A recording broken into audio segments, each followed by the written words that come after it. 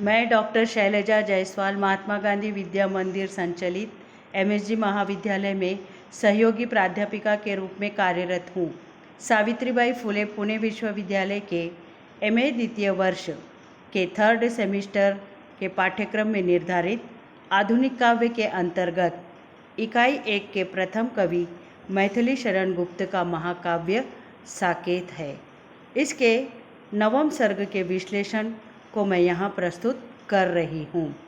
साकेत शब्द का पर्यायवाची अथवा समानार्थी शब्द अयोध्या है। अयोध्या नगरी का प्राचीनतम नाम साकेत है। साकेत के 9वें सर्ग के विश्लेषण से पूर्व मैं मैथिली शरण गुप्त के जीवन वृत्त पर संक्षेप में प्रकाश डालना उचित समझती हूँ। इनका जन्म 3 अगस्त 1886 में झांसी में हुआ था। माता पिता दोनों ही आध्यात्मिक प्रवृत्ति के थे। गुप्त जी को राम भक्ति विरासत में मिली थी।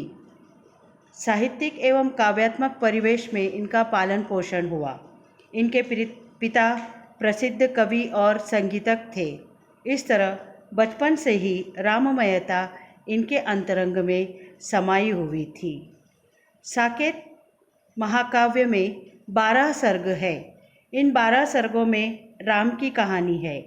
साकेत में प्राचीन और नवीन भावनाओं का संगम है। लक्ष्मण उर्मिला का परिहास, कैकेयी मंथरा का वार्तालाप, दशरथ का विलाप, गृहस्थ जीवन, वनवास, दशरथ की मृत्यु, भरत शोक, चित्रकूट वास, उर्मिला का विरह, विरह वर्णन, युद्ध वर्णन, हनुमान की प्रधानता, युद्ध वर्णन आदि 12 सर्गों में यह महाकाव्य है। मुख्यतः हमारे पाठ्यक्रम में 9वें सर्ग का अंश ही रखा गया है और इसकी केंद्र बिंदु उर्मिला है।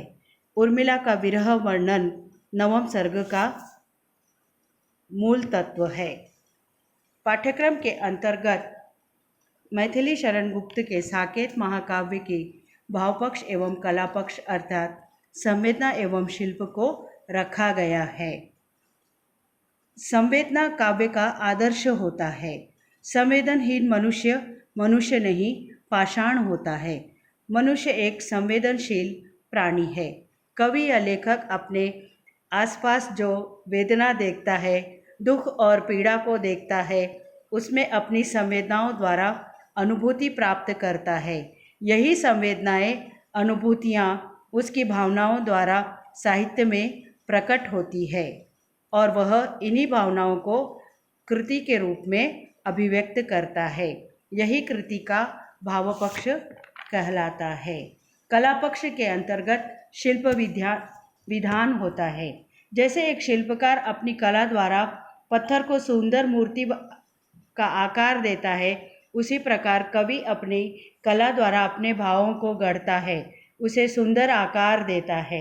शिल्पकार के पास छेनी, हथौड़ा जैसे छोटे छोटे हथियार होते हैं और वह उससे मूर्ति को साकार रूप देता है। उसी प्रकार कवि अथवा लेखक अपने काव्य गुणों द्वारा भाषा, रस, छंद, अलंकार, प्रतीकों, बिंबों द्वारा कृति को साकार रूप देता है। इससे काव्य में चित्रात्मकता, गीतात्मकता आदि गुणों का समावेश होता है।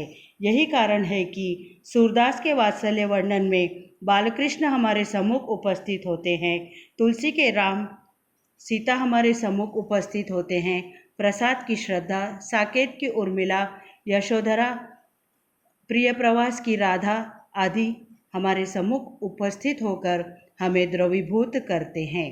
साकेत के 9वें सर्ग का सूक्ष्म अध्ययन हम प्रस्तुत PDF के माध्यम से अध्ययन करेंगे। धन्यवाद।